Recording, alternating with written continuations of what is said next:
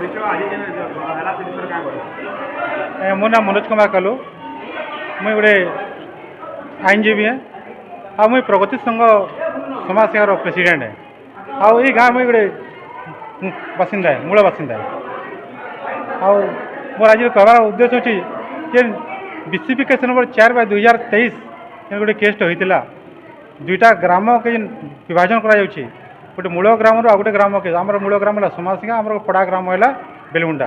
ये जगह विभाजन कर किंतु से क्या नहीं करोछन तार कि स्पष्टीकरण मत आम पासे नहीं न से मैंने मैंने दलाल राज करी से मैंने निजे करोछन जे 2023 मसीहार केसटा माने 2025 मसीह चिठी पठाऊन आउ कहा नहीं पचारि विदिन हाफ एंड आवर सागे सागे से पड़े सब कलेक्टर कोर्ट के आउ मैंने मैंने बाउंड्री सीमारेखा काटुन जेनता गोटे दुईटा गाँ के मिसेक कवा कथा गोटे ग्राम सभा हवा कथा समस्त सहमति हवा कथा जेनेल प्रोक्लामेशन नोटिस हवा कथा किसी ना करके मैंने मैंने सब कर दौन तो सेटा आम पूरा संपूर्ण रूप विरोध आम तार राजस्व आम विरोध नहीं करवा कि मनमुखिया शासन आ जेन